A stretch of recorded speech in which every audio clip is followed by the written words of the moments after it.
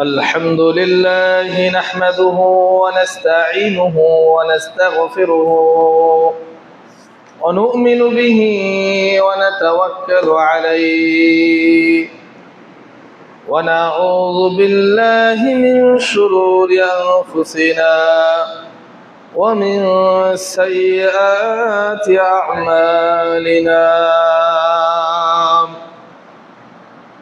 من يهده الله فلا مضل له ومن يضلله فلا هادي له ونشهد أن لا إله إلا الله وحده لا شريك له ونشهد أن محمدًا عبده ورسوله أرسله بالحق بشيرا ونذيرا وداعيا إلى الله بإذنه وسراجا منيرا عما بعد فإن خير الحديث كتاب الله وخير الهدي هدي محمد صلى الله عليه وسلم وشر الأمور محدثاتها وكل محدثة بدعة وكل بدعة ضلالة وكل ضلالة في النار من يطع الله ورسوله فقد رشد ومن يعصهما فإنه لا يضر إلا نفسه ولا يضر الله شيئا بعد أعوذ بالله من الشيطان الرجيم يا أيها الناس اتقوا ربكم الذي خلقكم من نفس واحدة وخلق منها زوجها وبث منهما رجالا كثيرا ونساء واتقوا الله الذي تساءلون به والأرحام إن الله كان عليكم رقيبا يا أيها الذين آمنوا اتقوا الله حق تقاته ولا تموتن إلا وأنتم مسلمون يا أيها الذين آمنوا اتقوا الله وقولوا قولا سديدا يصلح لكم أعمالكم ويغفر لكم ذنوبكم ومن يطع الله ورسوله فقد فاز فوزا عظيما بعد أعوذ بالله من الشيطان الرجيم الذين يحملون العرش ومن حوله يسبحون بحمد ربهم ويؤمنون به ويستغفرون للذين آمنوا ربنا وسعت كل شيء رحمة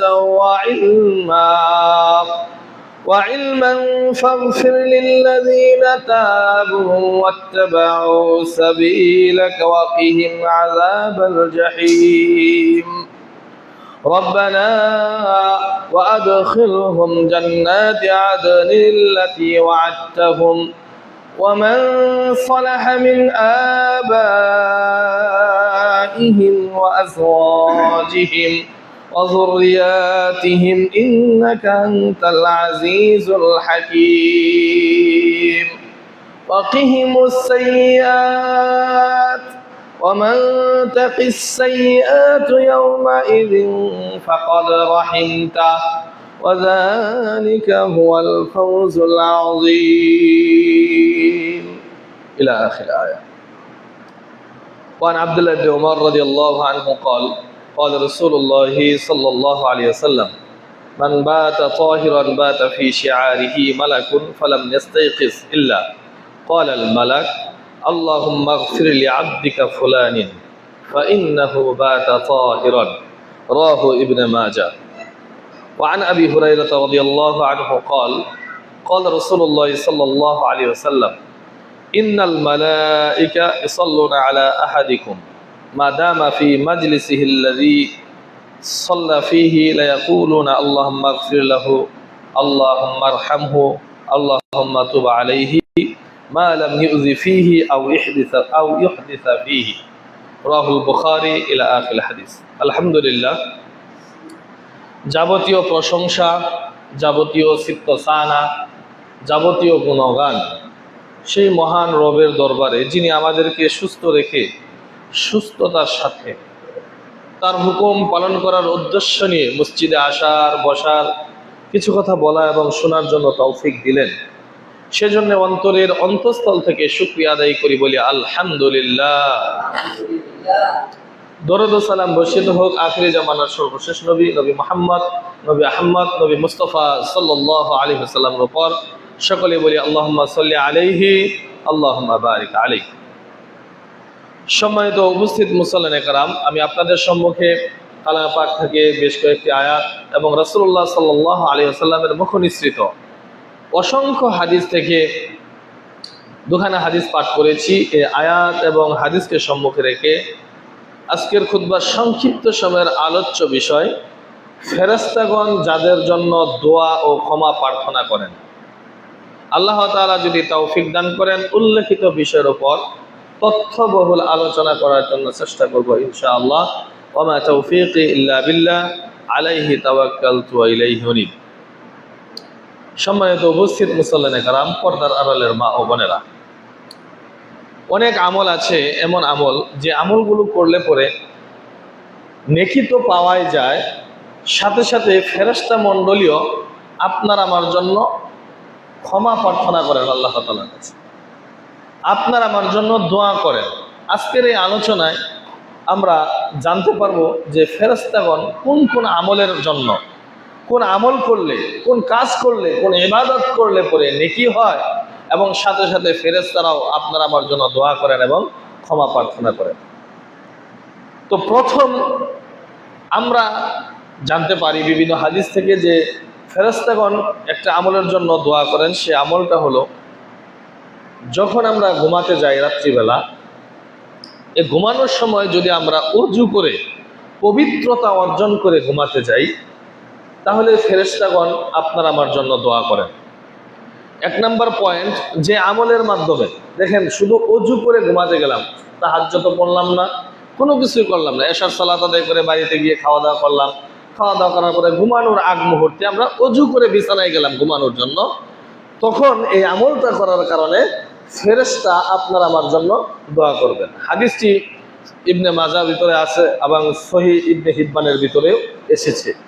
আব্দুল্লাহ ইবনে উমর রাদিয়াল্লাহু আনহু তিনি বলতেছেন, ক্বালা রাসূলুল্লাহ সাল্লাল্লাহু আলাইহি ওয়াসাল্লাম, নবী সাল্লাল্লাহু আলাইহি ওয়াসাল্লাম বলেছেন, মান বাতা তাহিরান বাতা ফি শিআরিহি মালাকুন। মান বাতা তাহিরান, যে ব্যক্তি পবিত্রতা অর্জন করে রাত্রি যাপন করলো,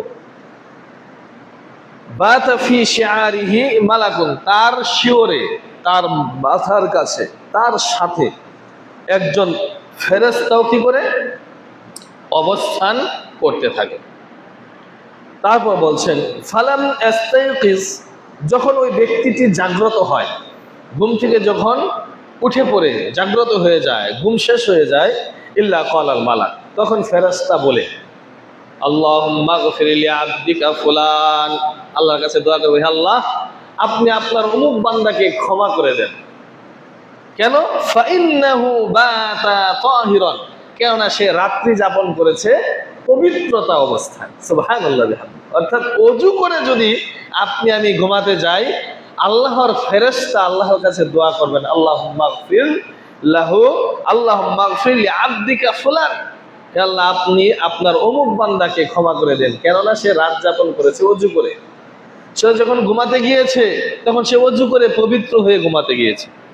দেখেন এই ছোট একটা কাজ, যে অজু করে রাত্রিবেলা আপনি আমি ঘুমাতে গেলাম, এজন্য স্বয়ং আল্লাহর ফেরেশতা আল্লাহর কাছে আপনার আমার জন্য ক্ষমার জন্য দোয়া করবেন।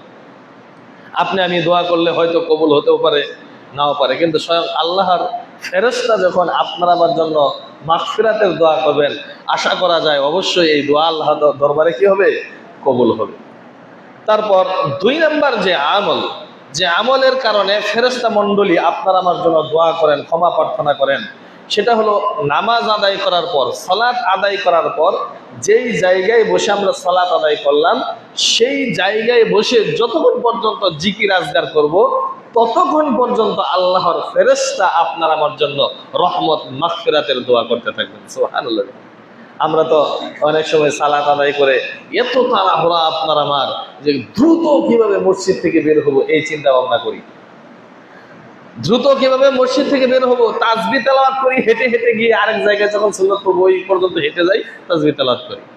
যদি একান্তই জরুরি না হয়, একান্তই কি না হয়, জরুরি না হয়, যেমন আপনার টয়লেটের চাপ আসছে, প্রস্রাবের চাপ আসছে, কিংবা এর চাইতে আরো জরুরি কিছু হয়, এর চাইতে মানুষের জীবনে আর জরুরি কিছু নাই আমি মনে করি।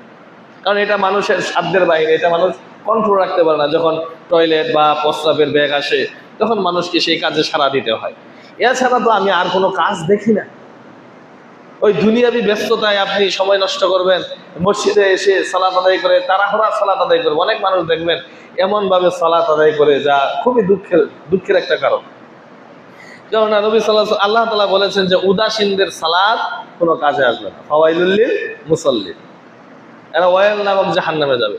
যারা কি করে, আল্লাযীনা হুম ইউরাউন, নামাজের ভিতরে উদাসীন থাকে, সালাত আদায় করতে দাঁড়ায় ঠাস ঠাসি রুকু আর সিজদা দেয় খালি, এদের নামাজে কোনো কাজে আসবে না। কারণ কি, তার তাড়াহুড়া কেন, যে নামাজ আদায় করে বা সালাত শেষ হলে যে কোনো একটা কাজে ব্যস্ত হয়ে যাবে, দুনিয়াবি কাজে লিপ্ত হয়ে যাবে, এজন্য হয়তো সে তাড়াহুড়া করে। কিন্তু হাদিসে বলতেছেন, যে ব্যক্তি কি করবে, সালাত আদায় করার পর উক্ত স্থানে বসে, নারী পুরুষ উভয়ের জন্যই, উক্ত জায়গায় বসে, যেই জায়গায় সালাত আদায় করলো ওই জায়গায় বসে যদি সে তাসবিহ তেলাওয়াত করতে থাকে, আল্লাহ তাআলার জিকির আজগার করতে থাকে, তখন আল্লাহর ফেরেশতা তার জন্য মাগফিরাতের দোয়া করবেন, আল্লাহর ফেরেশতা তার জন্য ক্ষমার জন্য দোয়া করবেন। সুবহানাল্লাহ।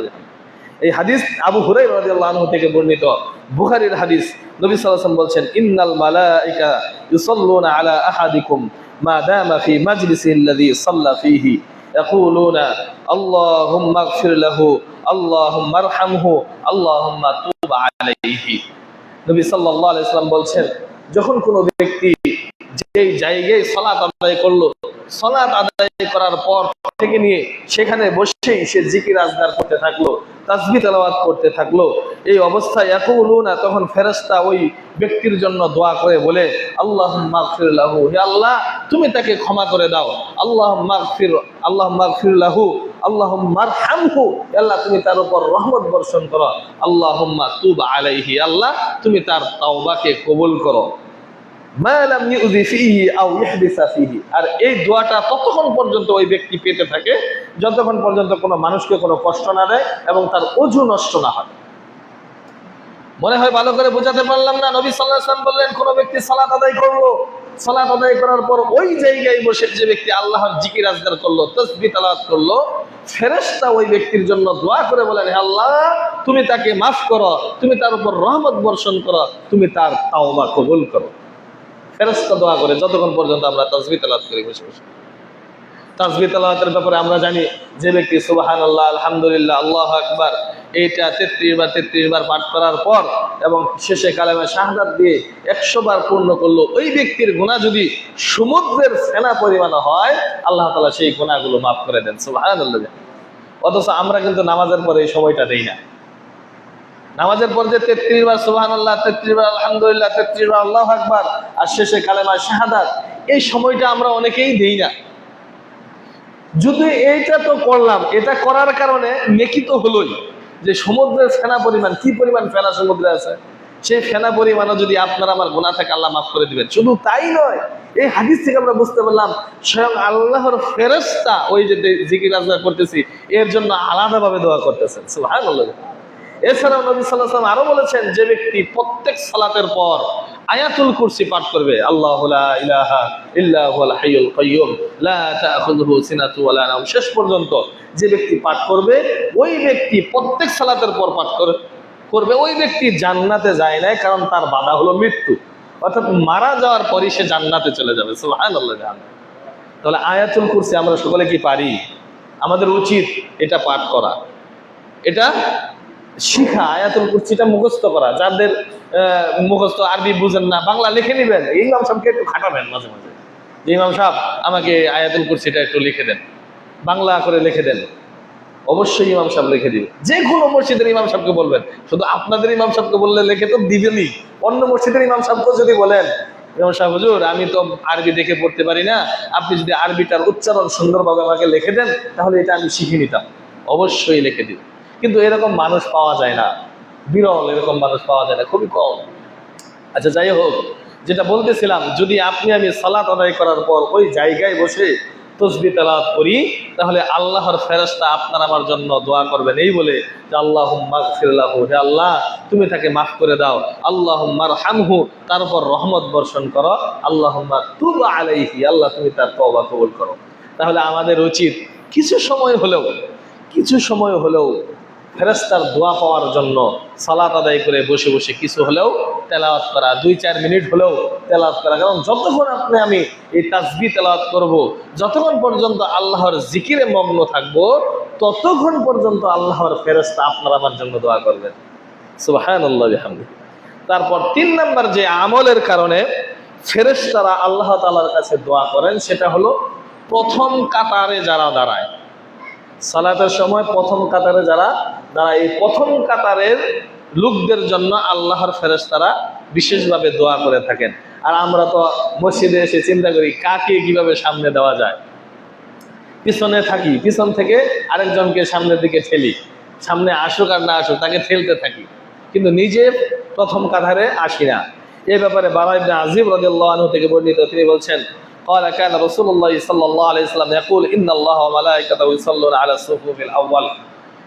বারা ইবনে আজিব রাদিয়াল্লাহু আনহু বলছেন, নবী সাল্লাল্লাহু আলাইহি ওয়াসাল্লাম সর্বদাই বলতেন যে নিশ্চয়ই ফেরেশতারা, নিশ্চয়ই আল্লাহ তাআলা প্রথম কাতারকে, প্রথম কাতারে রহমত বর্ষণ করেন, ও মালাইকাতুহু ইউসাল্লুনা আলা সুফুফিল আউয়াল, এবং ফেরেশতারা প্রথম কাতারে যারা দাঁড়ায়, প্রথম কাতারের মুসল্লিদের জন্য মাগফিরাতের দোয়া করেন। সুবহানাল্লাহ।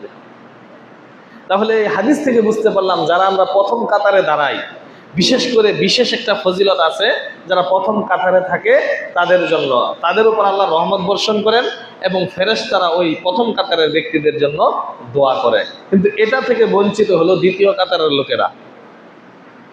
ফেরেশতারা দোয়া করে প্রথম কাতারের লোকদের জন্য।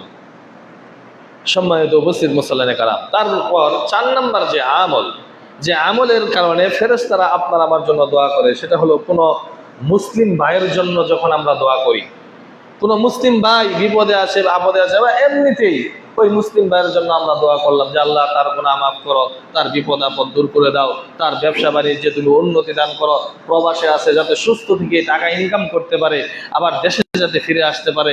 এই যে অন্য ভাইয়ের জন্য দোয়াগুলো করলাম, এই দোয়াগুলো যা যা বললাম সব কিছুই ফেরেশতারা আমাদের জন্য করে থাকে। দলিল আবু দারদা রাদিয়াল্লাহু আনহু থেকে বর্ণিত সহিহ মুসলিমের হাদিস, তিনি বলছেন, ইন্নাহু সামিআ রাসূলুল্লাহ সাল্লাল্লাহু আলাইহি ওয়াসাল্লাম ইয়াকুল, আমি নবী সাল্লাল্লাহু আলাইহি ওয়াসাল্লামকে বলতে শুনেছি, তিনি বলেছেন, মা মিন আবদিন মুসলিমিন ইয়াদউ লি আখিহি বিযহরিল গায়ব, যে ব্যক্তি তার কোনো মুসলিম ভাইয়ের পেছনে, মুসলিম ভাইয়ের আড়ালে ওই মুসলিম ভাইয়ের জন্য কল্যাণের দোয়া করেন, ইল্লা ক্বালাল মালাক ওয়ালাকা বিমা সালিন, দোয়ার মাঝে যা কিছু বলে, যত কল্যাণের কথাই ওই মুসলিম ভাইয়ের জন্য কোনো মুসলিম ব্যক্তি বলে, ওই কথা শোনার পর, ওই দোয়া শোনার পর ফেরেশতা বলে, ক্বালাল মালাক ওয়ালাকা বিমা সালিন, তুমি যা যা বললে তোমার ওই দ্বীনি ভাইয়ের জন্য, মুসলিম ভাইয়ের জন্য, মুমিন ভাইয়ের জন্য যে কল্যাণের দোয়াগুলো করলে আল্লাহ তাআলাও তোমাকে অনুরূপ দান করুক। সুবহানাল্লাহ। একজনের সন্তান হচ্ছে না, আপনি দোয়ায় বললেন আল্লাহ তুমি তাকে পুত্র সন্তান দান করো, স্বয়ং আল্লাহ এটা আপনার জন্য কবুল করে দিবেন। এটা আপনি খুঁজেই পাবেন না। দেখেন, আমি দোয়া করছি আপনার কাছে আপনার জন্য যে আল্লাহ তুমি তাকে সুস্থ রাখো, তুমি তার টাকা পয়সায় বারাকা দান করো, সংসারে বারাকা দান করো, স্বামী স্ত্রীর মাঝে যাতে মিল মহব্বত হয় সেটা দান করো। আল্লাহ তার যে সন্তান সন্ততি আছে এগুলো যাতে দিনের জন্য কবুল হয়, দিনের খাদেম হতে পারে, এই জন্য দোয়া করলেন। এটা দোয়া করার পর এই দোয়া কবুল হতেও পারে, নাও পারে, কিন্তু যখন আল্লাহর ফেরেশতা এই দোয়াগুলো করার কারণে বলবেন আল্লাহ এই বান্দা অমুক বান্দার জন্য যা যা বললো এগুলো সব তুমি একে দিয়ে দাও, অবশ্যই এটা কবুল হবে। অর্থাৎ আপনি আমার জন্য দোয়া করলেন, কবুল হতেও পারে নাও পারে। আমি আপনার জন্য দোয়া করলাম, কবুল হতেও পারে নাও পারে। কিন্তু আল্লাহর ফেরেশতা যদি আপনার আমার জন্য দোয়া করেন তাহলে অবশ্যই কি হবে, সেটা কবুলযোগ্য। এজন্য আপনার আমার উচিত অন্য মুসলিম ভাইয়ের জন্য কল্যাণের দোয়া করা। আমরা তো কল্যাণ কখনো চাই না। আমরা যদি মানুষের একটু উন্নতি দেখি, মানুষ একটু ভালো হয়ে যাচ্ছে তাহলে তার পিছনে লেগে যাই যে তার ক্ষতি কিভাবে করা যায়, তাকে বিভিন্নভাবে হেয় করার চিন্তা ভাবনা করি, ক্ষতি করার চিন্তা ভাবনা করি। কিন্তু আসলে উচিত হলো আপনার আমার ওই ব্যক্তির জন্য দোয়া করা, একজন মুসলিম ভাইয়ের জন্য দোয়া করা। ঠিক যেরকম ভাবে ভালো দোয়া করলে আপনার আমার জন্য ভালোটা দোয়া করবেন ফেরেশতারা, ঠিক উল্টো যদি আপনি তার জন্য ভর্ৎসনা করেন, তাকে অভিশাপ করেন এমনি অযথা কারণে, তাহলে সেই অভিশাপটাও আপনার উপরে আসবে। তাই এজন্য ফেরেশতাদের দোয়া পেতে হলে অন্য মুসলিম ভাইয়ের জন্য ভালো দোয়া করা, কল্যাণের দোয়া করা। তারপর 5 নম্বর যে আমলের কারণে ফেরেশতারা আপনার আমার জন্য দোয়া করে থাকেন, সেটা হলো আল্লাহর রাস্তায় দান সদাকা করা। যেমন গত জুমাতে আমরা শুনেছি, যে ব্যক্তি আল্লাহর রাস্তায় দান করে ডান হাতে বাম হাত জানে না কি দান করলো, ওই ব্যক্তিকে আল্লাহ তাআলা আরশের নিচে স্থান দিবেন। 7 শ্রেণীর মানুষকে আল্লাহ আরশের নিচে স্থান দিবেন। তার এক শ্রেণী হলো ওরা যারা আল্লাহর রাস্তায় দান করে ডান হাত কি দান করলো বাম হাত জানে না। তার মানে কি, সে কষ্ট অনুভব করে না, 500 টাকা 1000 টাকা যাই দান করলো সে তার খারাপ লাগে না।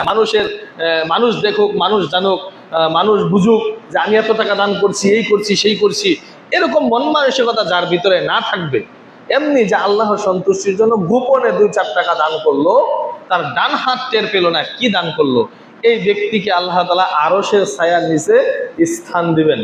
আর এখানে আল্লাহ নবী সাল্লাল্লাহু আলাইহি ওয়াসাল্লাম বলছেন, যে ব্যক্তি আল্লাহর রাস্তায় দান করবে তাদের জন্য আল্লাহর ফেরেশতারাও দোয়া করবে। আবু হুরায়রা রাদিয়াল্লাহু আনহু থেকে বর্ণিত বুখারীর হাদিস, নবী সাল্লাল্লাহু আলাইহি ওয়াসাল্লাম বলছেন, মা মিন ইয়াউমিন ইসবিহুল ইবাদা ফীহি ইল্লা মালাকানি ইয়ানজিলানি ফায়াকুলু আহাদুহুমা। নবী সাল্লাল্লাহু আলাইহি ওয়াসাল্লাম বলছেন, যখন কোনো ব্যক্তি আল্লাহর রাস্তায় দান করে, আল্লাহর রাস্তায় যখন কোনো ব্যক্তি দান করে, তখন ফেরেশতারা তার জন্য দোয়া করে, হে আল্লাহ অমুক ব্যক্তির দানকে তুমি কবুল করে নাও, অমুক ব্যক্তির সম্পদ তুমি আরো বাড়িয়ে দাও। সুবহানাল্লাহ। যখন আপনি আমি দান করবো আল্লাহর রাস্তায়, তখন আল্লাহর ফেরেশতা দোয়া করে কি বলে, যে আল্লাহ অমুক ব্যক্তির দান কবুল করো, তার সম্পদকে আরো বাড়িয়ে দাও। পক্ষান্তরে নবী সাল্লাল্লাহু আলাইহি ওয়াসাল্লাম বলছেন, আল্লাহুম্মা আ'তি মুনফিকান খালফান ওয়া ইয়াকুলুল আখির আল্লাহুম্মা আ'তি মুমসিকান তালাফান। আর যে ব্যক্তি কি করে, আল্লাহর রাস্তায় দান করে না, কৃপণতা করে, যে দান করে তার জন্য আল্লাহর ফেরেশতারা ভালো দোয়া করে যে আল্লাহ তার সম্পদ আরো বাড়িয়ে দাও, তার সম্পদে বারাকা দান করো, তার দোয়া তার দানকে কবুল করো। আর অপর পক্ষ যে ব্যক্তি দান করে না, কৃপণ, 2-4 টাকা পকেট থেকে আল্লাহর রাস্তায় দান করে না। এখানে আল্লাহর রাস্তা বলতে অনেক রাস্তা আছে, মসজিদ বলেন, মাদ্রাসা বলেন, আপনার প্রতিবেশী একজন দরিদ্র খেতে পারছে না, তাকে একটু বাজার করে দিলেন, ভালোটা পড়তে পারছে না, তাকে একটা পোশাক কিনে দিলেন, এইটাও কিন্তু আল্লাহর রাস্তার মধ্যে পড়ে। ইয়েতিম লালন পালন করলেন, বিধবাদেরকে সহযোগিতা করলেন, এগুলো সবগুলো আল্লাহর রাস্তার দান। অর্থাৎ শুধু যে মসজিদই আল্লাহর রাস্তা বিষয়টা এমন না, তারপরে এছাড়াও আরো অনেক আল্লাহর রাস্তা আছে। তারপরে যে ব্যক্তি আপনার কি বলে আল্লাহর রাস্তায় দান করে না, কৃপণতা করে, এই যে খাতগুলো বললাম, 1 টাকাও খরচ করে না এদের বেলায়, নিজে ভালোটা পরে নিজে ভালোটা খায়, কিন্তু প্রতিবেশী না খেয়ে রয়েছে সেদিকে ভ্রুক্ষেপ করে না, প্রতিবেশী ভালো পোশাক পরতে পারতেছে না, সেদিকে তাকায় না, লক্ষ্য করে না, এদের ব্যাপারে আল্লাহর ফেরেশতারা বলে আল্লাহ মা আতি মুমসিকান তালাফান, যে ব্যক্তি কৃপণতা করে আল্লাহর রাস্তায় ব্যয় করছেন, আল্লাহ তুমি তার সম্পদ ধ্বংস করো। নাউযুবিল্লাহ। দেখেন, যদি আমরা আল্লাহর রাস্তায় দান করি, ফেরেশতারা কল্যাণের দোয়া করে আল্লাহ তার দান কবুল করো, তার ধন সম্পদে বারাকা দান করো। আর যদি আমরা দান না করে কৃপণতা করি, কি করি? কৃপণতা করি, যে টাকা তো কমে যাবে, 5,000 টাকা থেকে 1,000 দিয়ে দিলে তো 4,000 হয়ে গেল। কিন্তু হাদিসে তো নবী সাল্লাল্লাহু আলাইহি ওয়াসাল্লাম এটা বলেন নাই যে দান করলে আরো কি হয়? সম্পদ বৃদ্ধি হয় এবং ফেরেশতারা দোয়া করে। সম্পদ কেন বৃদ্ধি হয় দেখছেন? ফেরেশতারা দান করলে ওই সম্পদ বৃদ্ধির জন্য দোয়া করে, এজন্য কি হয়? সম্পদ বৃদ্ধি হয়। আরেকজন লোক দেখবেন দান করে না, তারপরে তার দিন যায় না, অনেক টাকা ইনকাম করে কিন্তু আল্লাহর রাস্তায় দান করে না। কেন? ওই যে কৃপণতার কারণে তার উপর ফেরেশতারা কি করে? বদদোয়া করে, আল্লাহ তার সম্পদ ধ্বংস করো, তার সম্পদ কি করো? ধ্বংস করো। যদি অনেক টাকা সে ইনকাম করে, কিন্তু ওই টাকার মাঝে কোনো শান্তি থাকে না। সম্মানিত উপস্থিত মুসল্লিয়ানে কেরাম, তাই আমাদের উচিত হলো কি? বেশি বেশি আল্লাহর রাস্তায় দান করা। আল্লাহ তাআলা বলছেন, মাসালুল লাযীনা ইউনফিকুনা আমওয়ালাহুম ফী সাবিলিল্লাহি কামাসালি হাববাতিন আম্বাতাত সাবআ সানাবিলা ফী কুল্লি সুমবুলাতিন মিয়াতু হাব্বা। 1 টাকা দানের উদাহরণ হলো ওই দানের শীষের মতো, যেমন একটা দান লাগানোর পর সেখান থেকে একটা দান হয়, একটা দান হওয়ার পর সেখান থেকে একটা কি হয়? একটা ঝাঁক হয়। একটা মাসালুল লাযীনা ইউনফিকুনা আমওয়ালাহুম ফী সাবিলিল্লাহি কামাসালি হাববাতিন আম্বাতাত সাবআ সানাবিলা, যেখান থেকে 100টি দানা হয়, সাবআ সানাবিলা ফি কুল্লি সুমবুলাতিন মিয়াতু হাব্বা, এবং প্রত্যেকটা শীষে একটা করে শীষ হয় এবং প্রত্যেকটা শীষে 100টি করে কি থাকে? ওই বীজ থাকে, দানা থাকে। একটা দানের গাছ লাগানোর পর দেখেন না একটা শীষ হয়, সেই শীষে কিন্তু অসংখ্য কি থাকে? দানা থাকে। ঠিক 1 টাকা দানের বদলা হলো এমন, এবং এটাকে আল্লাহ তাআলা 100 থেকে 700 পর্যন্ত সাবআ সানাবিলা 700 পর্যন্ত বৃদ্ধি করে দেন। অর্থাৎ একটা দান থেকে যেমন 1 শীষ হয়, সেখান থেকে আবার 700টি দান হয়। ঠিক 1 টাকা দান করলে আপনার আমল নামায় 700টি নেকি লিপিবদ্ধ করা হয়। সুবহানাল্লাহ। তাহলে কৃপণতা করলে আমরা কি পাই? ফেরেশতাদের বদদোয়া, যে আল্লাহ তার সম্পদ ধ্বংস করুন। আর যদি আমরা আল্লাহর রাস্তায় দান করি, আল্লাহর ফেরেশতা দোয়া করে, আল্লাহ তুমি তার সম্পদ আরো বৃদ্ধি করে দাও। সুবহানাল্লাহ।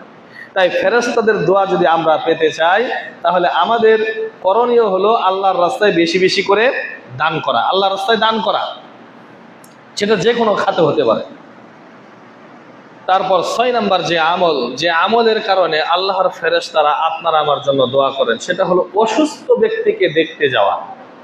অসুস্থ ব্যক্তিকে দেখতে যাওয়া। আর আমরা যদি অসুস্থ ব্যক্তিকে দেখতে যাই, তাহলে আল্লাহর ফেরেশতারা আপনার আমার জন্য দোয়া করবেন। আলী রাদিয়াল্লাহু আনহু থেকে বর্ণিত তিরমিজির হাদিস, নবী তিনি বলছেন, সামিআতু রাসূলুল্লাহ সাল্লাল্লাহু আলাইহি ওয়াসাল্লাম ইয়াকুল, মা মিন মুসলিমিন ইয়াউদু মুসলিমান ওয়াদাতান ইল্লা সাল্লা আলাইহি 70 আলফা মালাকিন হাত্তা ইয়ামসি।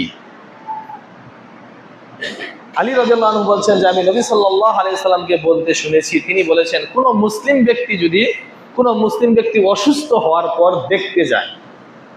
কথার কথা, আমি অসুস্থ, আমি মুসলিম, আপনি একজন মুসলিম, আপনি আমাকে দেখতে গেলেন। এই দেখতে যাওয়াতে যদি আমি আপনাকে সকালবেলা, বা আপনি আমাকে সকালবেলা দেখতে যান, গদাতান সকালবেলা, ইল্লা সাল্লা আলাইহি 70 আলফা মালাকিন, ওই ব্যক্তির জন্য 70,000 ফেরেশতা মাগফিরাতের দোয়া করতে থাকেন সন্ধ্যা পর্যন্ত। সুবহানাল্লাহ। মনে হয় ভালো করে বোঝাতে পারলাম না। নবী সাল্লাল্লাহু আলাইহি ওয়াসাল্লাম বলছেন, কোন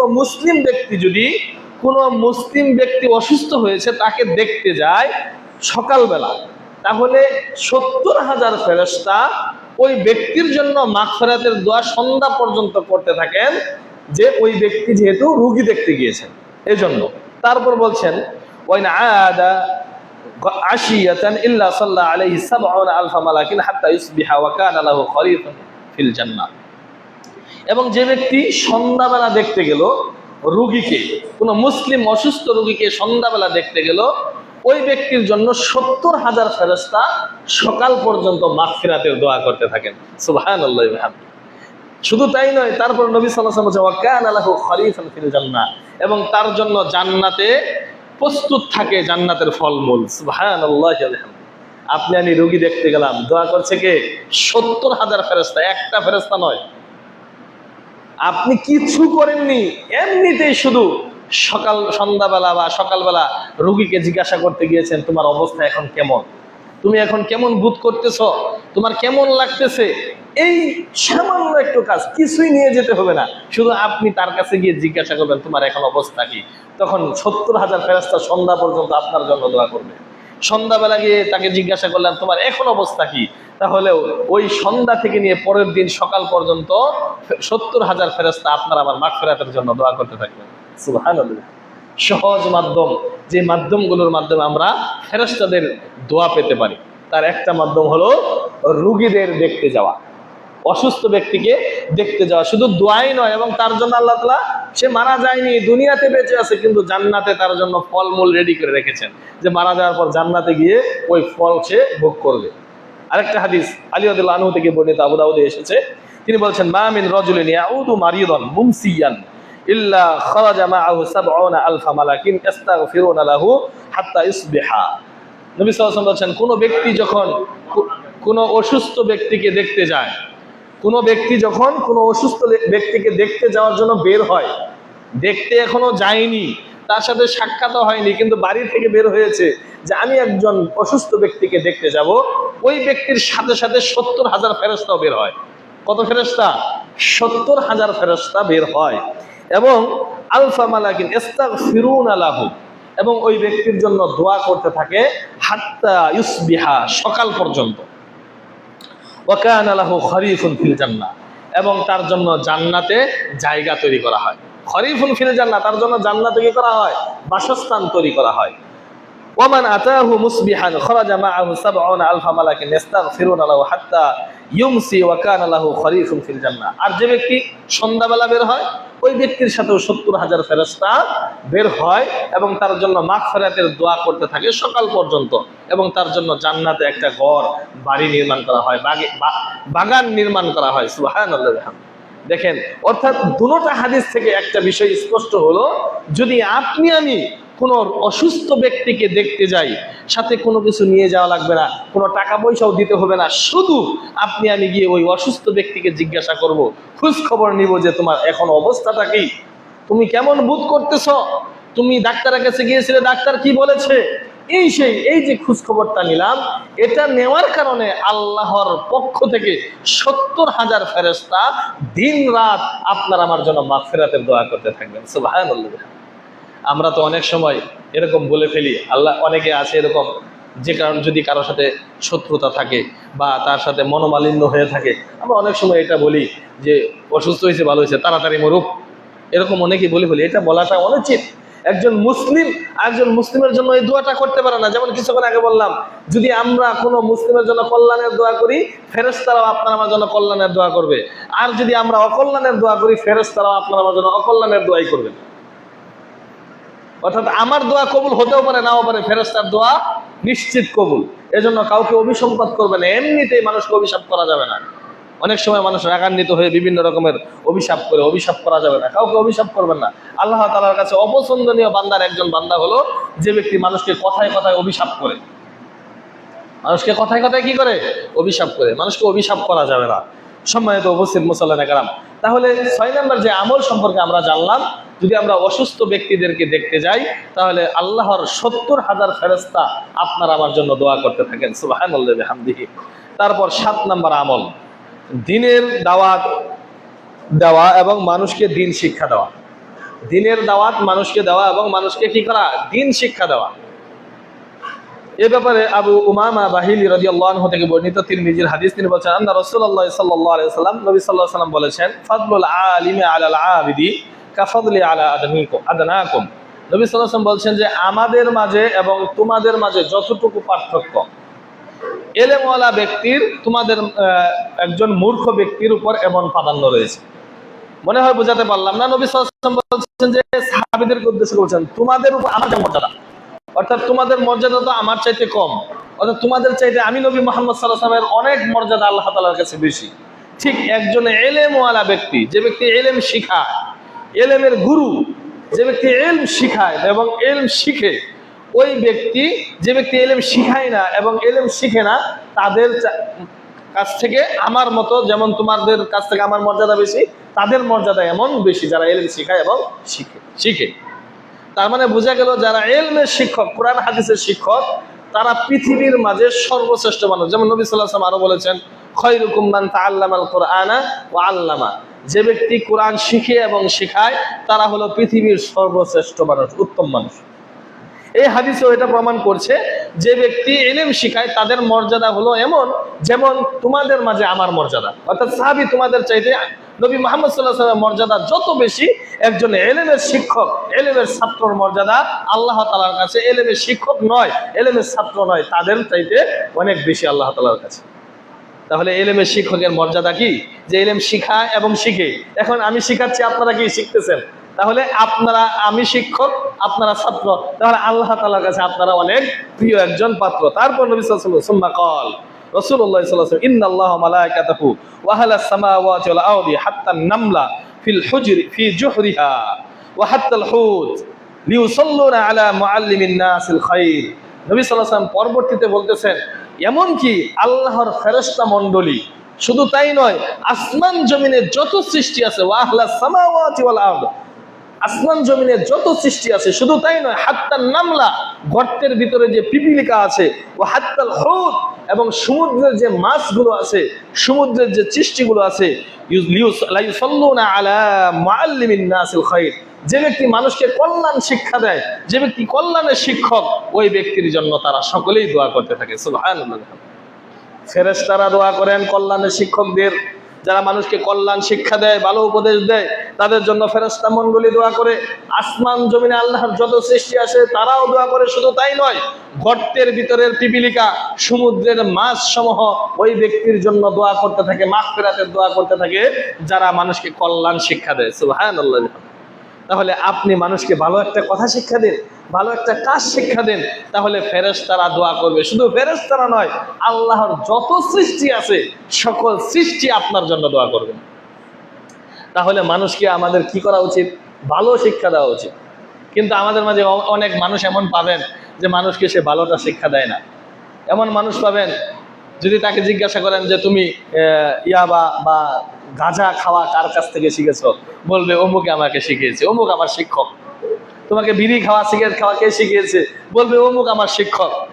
বলবে তোমাকে জুয়া খেলা কে শিখিয়েছে, তাস খেলা কে শিখিয়েছে? বলবে অমুক আমার শিক্ষক। বলবে তোমাকে মোবাইলে এই লুডো খেলা, এই লুডোর মাধ্যমে জুয়া খেলা, এগুলো কে শিখিয়েছে? বলবে অমুক আমার শিক্ষক। বলবে তোমাকে এই ইন্টারন্যাশনাল যে জুয়াটা আছে মোবাইলের মাধ্যমে খেলা হয়, কে চিনো? এই জুয়া খেলাটা কে শিখিয়েছে? বলবে অমুক আমার শিক্ষক। তাহলে এই যে যে খারাপ শিক্ষাটা যারা দিল, এদের জন্য তো বদদোয়াটাও আছে নাকি? আমরা এরকম মানুষকে খারাপটা শিখাই, কিন্তু ভালোটা কয়জন আমরা শিখাতে পারি? যদি এরকম হয়, আপনার যখন জিজ্ঞাসা করা হয় কাউকে যে আপনাকে সালাতের শিক্ষাটা কে দিয়েছে, আপনি মসজিদে যেতে তো অভ্যস্ত ছিলেন না, মসজিদে যাওয়ার অভ্যাসটা আপনাকে কার মাধ্যমে আপনি হয়েছেন, আপনার নামটা যদি চলে আসে, আপনি ভাগ্যবান ব্যক্তি। তাহলে আপনার জন্য ফেরেশতারা দোয়া করছে, পৃথিবীর যত সৃষ্টি আছে তারা দোয়া করছে, গর্তের পিপিলিকা, সমুদ্রের মাছ সমূহ আপনার জন্য মাগফিরাতের দোয়া করবে। যদি এই কথাটা আসে যে আমাকে নামাজ শিক্ষাটা ও দিয়েছে, আত্তাহিয়াত পারতাম না, অমুক আমাকে আত্তাহিয়াত শিখিয়েছে, সূরা ফাতিহা পারতাম না, আমাকে সে সূরা ফাতিহাটা শিক্ষা দিয়েছে, সালাত কিভাবে আদায় করতে হয় আমি জানতাম না, অমুক ব্যক্তি, অমুক মহিলা আমাকে এই মহিলাদের ব্যাপারে, মহিলাদের নামাজ শিখায়, যে অমুক মহিলা আমাকে শিখিয়েছে, আমি কোরআন পড়তে পারতাম না, অমুকের মা আমাকে কোরআন শিক্ষা দিয়েছে। আমি যতটুকু জানি, এদিকের যে মহিলাগুলো আছে, এই মহিলাগুলো যারা কোরআন শিখেছে প্রাথমিকভাবে, সকলকেই কোরআন শিক্ষা মোটামুটি আমাদের তুতা ভাইয়ের আম্মা, শাহিন ভাইয়ের আম্মা যিনি আছে, উনি মোটামুটি ভালো শিক্ষা দিয়েছেন কোরআন, আমি যতটুকু শুনেছি। এই যে তার নামটা মানুষ বলে যে আমি তার কাছে কোরআন শিখেছি, এই মহিলার জন্য আল্লাহর ফেরেশতারা দোয়া করে, পৃথিবীর সকল সৃষ্টি দোয়া করে, গর্তের পিপিলিকা, সমুদ্রের মাছ সমূহ দোয়া করে। এখানে যদি আপনার নামটা চলে আসে, হ্যাঁ আমি তার কাছে কোরআন শিখেছি, আমি তার কাছে আয়াতুল কুরসি শিখেছি, তাহলে আপনার জন্য ফেরেশতারা দোয়া করবে। তাহলে মানুষকে কেন আপনি খারাপ উপদেশ দিবে? আপনি চেষ্টা করবেন সবসময় মানুষকে ভালো একটা উপদেশ দেওয়ার জন্য। দেখবেন একজন অন্যায় করছে, আপনি তাকে বলেন এটা অন্যায় কাজ, এটা ভালো কাজ, এটা করো। আমরা অনেক সময় আমাদের ভিতরে মনুষ্যত্বটা নষ্ট হয়ে গিয়েছে। মানুষের সামনে দিবালোকে একেবারে প্রকাশ্যে একজন মানুষকে পাথর দিয়ে বিভিন্নভাবে আঘাত করে মেরে ফেলছে, একজন মানুষ সেদিকে দুঃক্ষেপ করছে না, তাকাচ্ছে না। আমাদের ভিতরে কি মনুষ্যত্বটা আছে? এটা কি ইসলামের শিক্ষা? এটা কি রাসূলুল্লাহ সাল্লাল্লাহু আলাইহি ওয়াসাল্লামের দ্বীন? আজব লাগে, হাই হাই, একজন জীবন্ত মানুষকে হাজার হাজার মানুষের সম্মুখে মেরে ফেলতেছে, কেউ সেখানে এগিয়ে যাচ্ছে না। আচ্ছা বলুন তো, 5 জন মানুষ একজন মানুষকে হত্যা করছে, সেখানে যদি আমরা 100 জন একত্রে এগিয়ে যাই, সম্ভব ওই 5 জন লোকের? কিন্তু আমরা যাই না। কেন যাই না? যে দুনিয়ায় তো ফেতনায় পড়ে যাবো, সমস্যায় পড়ে যাবো, কি ঠেকা আছে আমার, কোথাকার কোন লোককে মারছে, মারুক না, আমার কি। কিন্তু এই যে কথাটা বললেন, এই কথার কারণে কিন্তু আপনি সমস্যায় পড়বেন, দুনিয়াতে না পড়েন, পরকালে কিন্তু সমস্যায় পড়ে যাবেন। এই দুনিয়ার সমস্যা থেকে বাঁচার কারণে একজন মানুষকে, নির্দোষ মানুষকে মেরে ফেলছে, আমরা এগিয়ে যাচ্ছি না। মানুষের ভিতরে মনুষ্যত্ব নাই, মনুষ্যত্ব একেবারে শেষ হয়ে গেছে, নিঃশেষ হয়ে গেছে। আমরা বলি অমুকের ঘরে বাড়িতে এই হচ্ছে, হোক, আমার কি, ধ্বংস হয়ে যাক, নষ্ট হয়ে যাক, সবকিছু হয়ে যাক, আমরা বলি। কিন্তু এটা আমাদের মানুষ হিসেবে মনুষ্যত্ব বোধ যদি আপনার আমার ভিতরে থাকতো, যদি মনুষ্যত্ব বোধ জাগ্রত হতো, তাহলে এটা সম্ভব হতো না।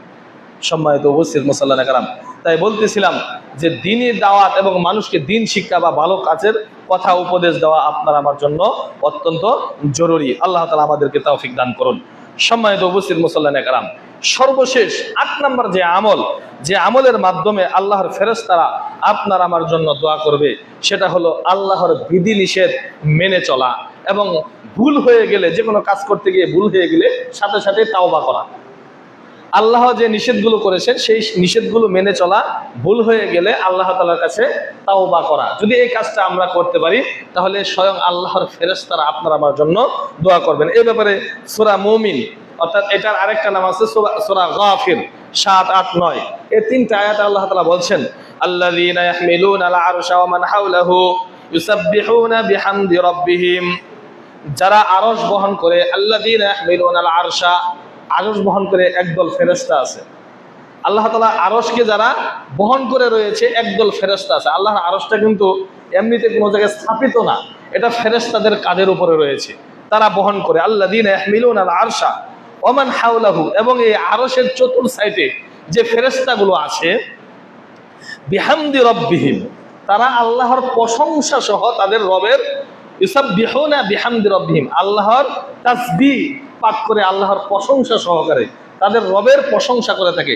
অর্থাৎ আপনি আমি মানুষ, আমরা যদি আল্লাহর প্রশংসা, আল্লাহর জিকির আজকার নাও করি তাহলেও চলবে, কারণ আল্লাহর অসংখ্য ফেরেশতা আছে যারা আল্লাহর প্রশংসা করে থাকে এবং আল্লাহর তাসবিহ পাঠ করে থাকে। যেমন এখানে আল্লাহ তাআলা বলছেন যে আরশ যারা বহন করছে এবং এই আরশের সাইডে যে ফেরেশতাগুলো আছে, এই সকল ফেরেশতা কি করে, তার রবের তাসবিহ, প্রশংসা সহ তাসবিহ পাঠ করে। ওয়ায়ুমিনুনা বিহি, এবং তার উপর কি করে, তারা ঈমান ও আনে, বিশ্বাস স্থাপন করেছে। তারপর বলছেন ওয়ায়াস্তাগফিরুনা লিল্লাযীনা আমানু রাব্বানা ওয়াসিআত কুল্লা শাইইন রাহমাতাও ওয়া ইলমা। তারপর আল্লাহ তাআলা বলছেন, ফেরেশতারা এই বলে দোয়া করতে থাকে ওই ব্যক্তিদের জন্য যারা কি করে, প্রার্থনা করে বলে, হে আমাদের পালনকর্তা, আপনার রহমত ও জ্ঞান সবকিছুতে পরিব্যাপ্ত। তার প্রতি বিশ্বাস স্থাপন করে এমন লোক যারা তার উপর বিশ্বাস স্থাপন করেছে। যেমন ওয়াস্তাগফিরুনা লিল্লাযীনা আমানু, যারা ঈমান এনেছে, ঈমানদার যারা, তাদের জন্য ওই ফেরেশতারা, আরশ বহনকারী ফেরেশতারা এবং চারপাশে যে ফেরেশতারা আছে যারা ঈমানদার, ঈমান এনেছে, কোনো আমল করে না, শুধু ঈমানদার, ঈমান এনেছে, তাদের জন্য এই বলে দোয়া করে, ওয়াস্তাগফিরুনা লিল্লাযীনা, হে আল্লাহ আপনি তাদেরকে মাফ করে দিন, ক্ষমা করে দিন, মাগফিরাতের দোয়া করে যারা ঈমান এনেছে। ওয়াস্তাগফিরুনা লিল্লাযীনা রাব্বানা ওয়াসিআত কুল্লা শাইইন রাহমা ওয়া ইলমা, এবং আল্লাহ তাআলা আপনার জ্ঞান, আপনার রহমত পৃথিবী ব্যাপ্তি ছড়িয়ে আছে। আপনার যে দয়া মানুষের প্রতি, আপনার যে রহমত, আপনার যে বিদ্যা, পৃথিবীর সব কিছুই আপনি জানেন এবং পৃথিবীর সব জায়গায় আপনার রহমতটা রয়েছে। তারপর বলছেন ফাগফির লিল্লাযীনা তাবু, ফাগফির লিল্লাযীনা তাবু, অতএব যারা তাওবা করে এবং আপনার পথে চলে, আত্তাবাউ সাবিলা, এবং আপনার পথে যারা পরিচালিত হয়, আপনার পথে চলে। তারপর আত্তাবাউ ওয়াকিহিম আযাবাল জাহিম, এবং তাদেরকে আপনি কি করেন, কঠিন শাস্তি থেকে হেফাজত করেন। অর্থাৎ যারা ঈমান এনেছে, যারা কি করে ইয়াতলুনা, আপনার কি বলে আল্লাহর রাস্তায় চলে। ইলমান ফাগফির লিল্লাযিনা তাবু ওয়াত্তাবাউ সাবিলাকা ওয়া কিহিম আযাবাল জাহিম। আল্লাহ আপনি তাদেরকে ক্ষমা করুন এবং জাহান্নামের আযাব থেকে রক্ষা করুন। যারা ঈমান এনেছে, যারা আল্লাহর রাস্তায় চলে, তাদেরকে ক্ষমা করুন, তাদেরকে জাহান্নামের শাস্তি থেকে কি করেন, হেফাজত করেন। তারপর আরো বলেন, এই বলে দোয়া করে, রব্বানা ওয়া আদখিলহুম জান্নাতি আদনিল্লাতী ওয়া'আদতাহুম। হে আল্লাহ আপনি তাদেরকে ওই জান্নাতে প্রবেশ করান যে জান্নাতের ওয়াদা তাদের সাথে আপনি করেছিলেন, যে ঈমান আনলে, সৎকর্ম করলে, আল্লাহর দিক নির্দেশনা অনুযায়ী চললে, আল্লাহর রাস্তায় চললে, হে আল্লাহ আপনি যেই ওয়াদা করেছিলেন, রব্বানা ওয়া আদখিলহুম জান্নাতি আদনিল্লাতী, হে আল্লাহ আপনি যে জান্নাতের ওয়াদা তাদের সাথে করেছিলেন, আপনি তাদেরকে সেই জান্নাতে প্রবেশ করান। শুধু তাই নয়, ওয়া'আদতাহুম ওয়া মান সালাহা মিন আবাইহিম, তাদের যে পিতামাতা আছে তাদেরকে জান্নাতে প্রবেশ করান। ওয়া আজওয়াজিহিম, এবং তাদের যে পত্নী আছে, স্ত্রী আছে, তাদেরকে জান্নাতে প্রবেশ করান। ওয়া যুররিয়াতিহিম, এবং তাদের যে সন্তান সন্ততি আছে তাদেরকেও সেই জান্নাতে প্রবেশ করান। সুবহানাল্লাহ। দেখেন ফেরেশতারা দোয়া করতেছে। কোন ফেরেশতা? যারা আল্লাহর আরশ বহন করে এবং আরশের চতুর্থ সাইডে যারা চলাফেরা করে, ওই ফেরেশতারা দোয়া করতেছে মুমিন ব্যক্তির জন্য।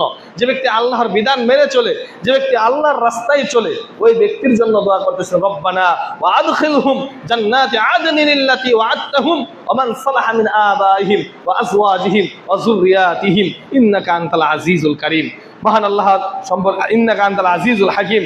ওই ফেরেশতারা দোয়া করে বলছেন যে তাদেরকে প্রবেশ করান যে জান্নাতের ওয়াদা আপনি করেছেন, তাদের স্ত্রীদেরকে প্রবেশ করান, তাদের পিতামাতা সৎ ব্যক্তি যারা ছিল, ইমানদার যারা ছিল, তাদেরকে জান্নাতে প্রবেশ করান, তাদের নেক্সট সন্তানদেরকে জান্নাতে প্রবেশ করান।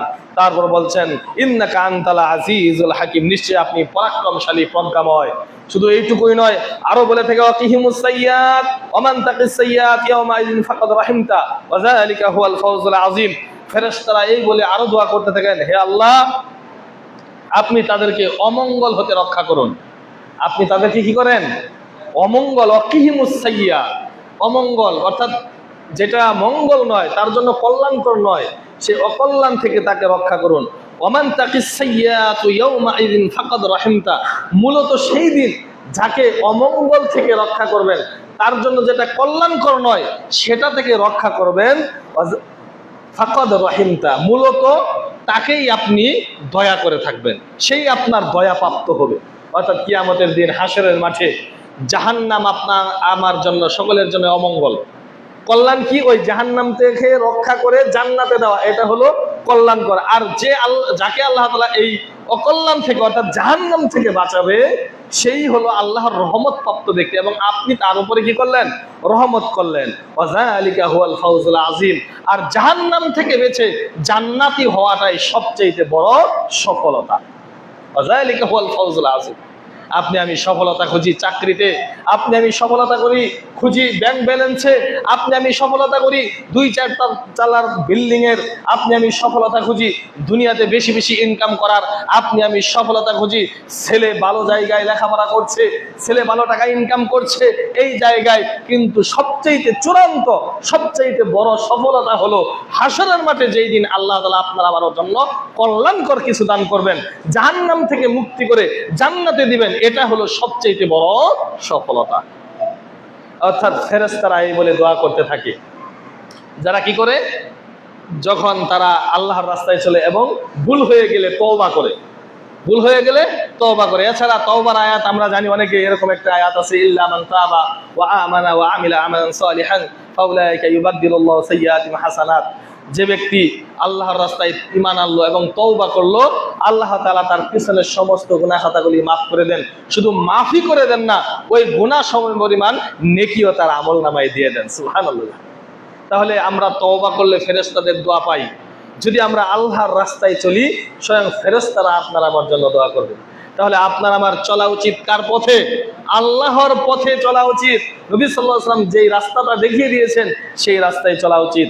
সম্মানিত উপস্থিত মুসল্লিয়ানে কেরাম, যদি আমরা আল্লাহর ইবাদতে মগ্ন থাকি তাহলে ফেরেশতারা দোয়া করেন। এই ব্যাপারে আবু হুরায়রা রাদিয়াল্লাহু আনহু থেকে বর্ণিত বুখারীর 6408 নম্বর হাদিসে নবী সাল্লাল্লাহু আলাইহি ওয়াসাল্লাম বলছেন, ইন্নাল্লাহা ওয়া মালায়েকাতাহু ইতাওফুনা ফিত তারিকি ইয়ালতামিসুনা আহলা যিকরি ফাইযা ওয়াজাদু কওমান ইয়াযকুরুনাল্লাহা তানাদাউ হালুম্মা ইলা হাজাতিকুম ক্বালা ফায়ুহিফুনাহুম বিআজনিহাতিহিম ইলা সামাঈদ দুনিয়া। আবু হুরায়রা রাদিয়াল্লাহু আনহু বর্ণিত, তিনি বলছেন আল্লাহর একদল ফেরেশতা আছেন, তাদের কাজই হলো সে এমন মানুষ খুঁজতে থাকে যে কোন জায়গায় আল্লাহ তাআলার জিকির হচ্ছে, আল্লাহ তাআলার প্রশংসা হচ্ছে, আল্লাহ তাআলার ইবাদত হচ্ছে। এমন ফেরেশতা আছে একদল যারা এইরকম লোকদেরকে খুঁজে বেড়ান। যখন তারা দেখতে পান তখন ফেরেশতারা পরস্পরকে ডেকে বলেন, যাও তোমরা তোমাদের দায়িত্বে রত হয়ে যাও। তখন এই ফেরেশতার দলেরা যারা ওই আল্লাহর রাস্তায় জিকিরের জন্য আল্লাহর রাস্তায় বের হয়েছে, এই ফেরেশতারা তাদের পায়ের নিচে তাদের নূরের পরগুলো বিছিয়ে দেন। সুবহানাল্লাহ। তাহলে আল্লাহর পথে যদি আমরা চলি, তাহলে ফেরেশতাদের নূরের পর আপনার আমার পায়ের নিচে বিছিয়ে দিবেন। আরেকটা হাদিস নেন, রাসূলুল্লাহ সাল্লাল্লাহু আলাইহি ওয়াসাল্লাম বলেছেন, মুসলিমের 6746 নম্বর হাদিস, নবী সাল্লাল্লাহু আলাইহি ওয়াসাল্লাম বলছেন, ওয়ামা ইজতিমা কওমুন ফি বাইতিন মিন বুয়ুতিল্লাহ ইয়াতলুনা কিতাবাল্লাহি ওয়া ইয়াতাদারুসুনাহু বাইনাহুম। নবী সাল্লাল্লাহু আলাইহি ওয়াসাল্লাম বলছেন যে আল্লাহ তাআলার ঘরসমূহের কোনো একটি ঘরে কিছু সম্প্রদায় লোক যদি বসে আল্লাহর জিকির আজকার করে, আল্লাহর কোরআন, আল্লাহর হাদিস, আল্লাহর বিধিবিধান নিয়ে আলোচনা করে, অর্থাৎ মূল কথা হলো ইসলামের মৌলিক বিষয়গুলো নিয়ে আলোচনা করে, সেই আলোচনার সময় একদল ফেরেশতা তাদের উপর কি করতে থাকে? সাকিনা ওয়া ইয়াতাদারুসুনাহু বাইনাহুম আনজালাত আলাইহিমুস সাকিনা। ওই কওমের উপর ওই যে একটা ঘর, বলতে আল্লাহর ঘর সমূহ বলতে মসজিদ, এই মসজিদ সময়ের মাঝে কোনো একটা মসজিদে বসে মানুষ আলোচনা করে, তখন আল্লাহ তাআলা কি করেন? আনজালাত আলাইহিমুস সাকিনা, তাদের উপর সাকিনা প্রশান্তি বর্ষণ করতে থাকেন। খাশিয়াতহুমুর রাহমা, এবং তাদের উপর আল্লাহ তাআলা রহমত বর্ষণ করতে থাকেন। সুবহানাল্লাহ। অর্থাৎ যতক্ষণ পর্যন্ত আমরা এই আলোচনায় মগ্ন থাকবো, আলোচনা শুনবো এই নিয়তে যে আমরা আলোচনা শুনবো এবং তা অনুযায়ী আমল করব, ততক্ষণ পর্যন্ত আল্লাহ তাআলা আমাদের উপর কি নাজিল করেন? সাকিনা, প্রশান্তি, জান্নাতের শান্তি আপনার উপর অবতীর্ণ করেন, আপনার আমার উপর। ও খাশিয়াতহুমুর রাহমা, এবং আপনার আমার উপর রহমত বর্ষণ করেন। তারপর শুধু তাই নয়, নবী সাল্লাল্লাহু আলাইহি ওয়াসাল্লাম আরো বলছেন, ও হাফাতহুমুল মালায়েকা, এবং ফেরেশতারা এই মজলিসটাকে ঘিরে রাখেন। যে মজলিসে আল্লাহর জিকির করা হয়, ফেরেশতারা সেই মজলিসটাকে কি করেন? ঘিরে রাখেন। ও হাফাতহুমুল মালায়েকা। তারপর আরো বলছেন, ওয়া যাকারাহুমুল্লাহ ফিমান ইনদাহু ওয়া মান বাত্তা বিহি আমালুহু লাম ইউসরি বিহি নাসাবুহু। নবী সাল্লাল্লাহু আলাইহি ওয়াসাল্লাম বলছেন যে আল্লাহ তাআলা এর চাইতে উত্তম মজলিসে এই ব্যক্তিদেরকে নিয়ে আলোচনা করতে থাকেন। উত্তম মজলিস মানে কি? ফেরেশতাদের, আমাদের চাইতে উত্তম মজলিস ফেরেশতাদের মজলিস। সেই মজলিসে আমাদের ব্যাপারে এখন আলোচনা আল্লাহ তাআলা করতে থাকেন।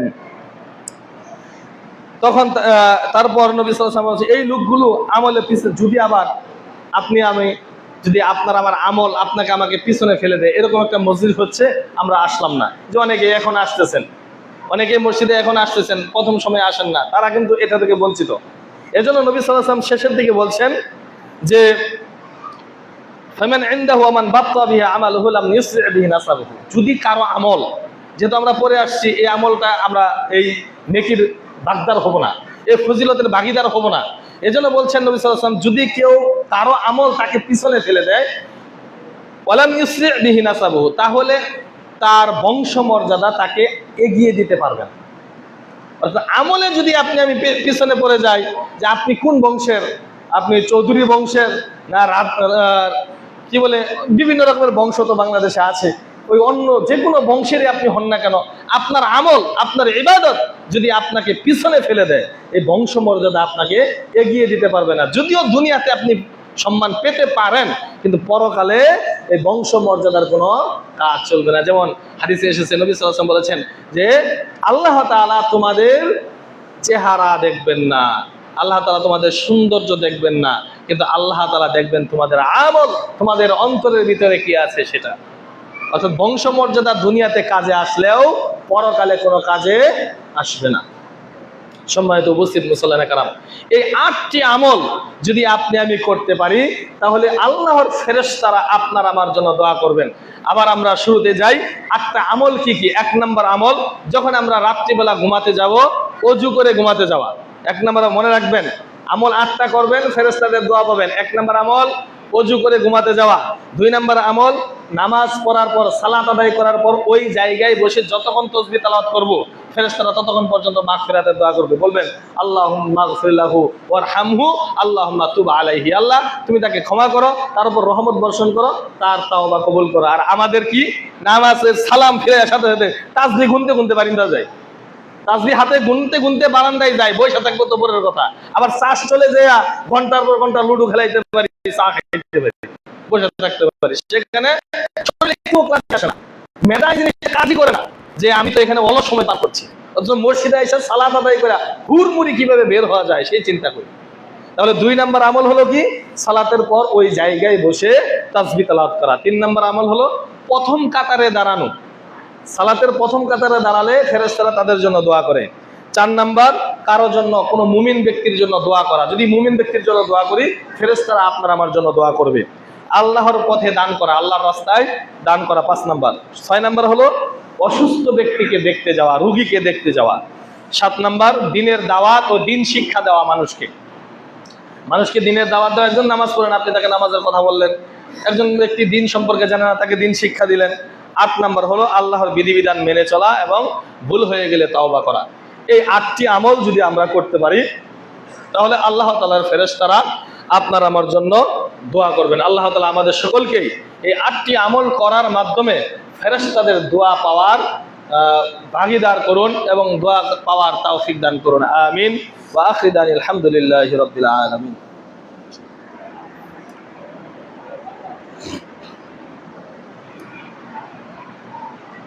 إن الحمد لله نحمده ونستعينه ونستغفره. أما بعد، أعوذ بالله من الشيطان الرجيم. إن الله وملائكته يصلون على النبي يا أيها الذين آمنوا صلوا عليه وسلموا تسليما. সকলে দরুদ ইব্রাহিম পড়েন। اللهم صل على محمد وعلى آل محمد كما صليت على إبراهيم وعلى آل إبراهيم إنك حميد مجيد. اللهم بارك على محمد وعلى آل محمد كما باركت على إبراهيم وعلى آل إبراهيم إنك حميد مجيد. ربنا ظلمنا أنفسنا وإن لم تغفر لنا وترحمنا لنكونن من الخاسرين. آمين. হে আল্লাহ, আমরা গুনাহগার, আপনি আমাদের জীবনের সমস্ত গুনাহগাতাগুলি মাফ করে দিন। আমিন। পৃথিবীর শুরু থেকে মুহূর্তকাল পর্যন্ত যত মুমিন মুত্তাকিন নরনারী অন্ধকার কবর বাসিন্দা হয়ে গেছে, আল্লাহ আপনি তাদেরকে মাফ করে দিন। আমিন। আল্লাহ, আমাদের মধ্যে যারা অসুস্থ আছে, আল্লাহ আপনি তাদেরকে সুস্থতা দান করে দিন। আমিন। আমাদের মধ্যে যারা ঋণগ্রস্ত আছে, তাদের ঋণ পরিশোধ করার জন্য তৌফিক দিয়ে দিন। আমিন। আল্লাহ, খুতবা সংক্ষিপ্ত সময় যে আলোচনা করলাম, সেই আলোচনার উপর আমাদের সকলকে আমল করার তৌফিক দিয়ে দিন। আমিন। ইবাদাল্লাহ রাহিমাকুমুল্লাহ, ইন্নাল্লাহা ইয়া'মুরু বিল আদলি ওয়াল ইহসান ওয়া ইতা'i যিল কুরবা ওয়া ইয়ানহা আনিল ফাহশাই ওয়াল মুনকারি ওয়াল বাগই ইয়া'iযুকুম লা'আল্লাকুম তাযাক্কারুন। ফাযকুরুনি আযকুরকুম ওয়াশকুরুলি ওয়া লা তাকফুরুন। আকিমু সুফুফাকুম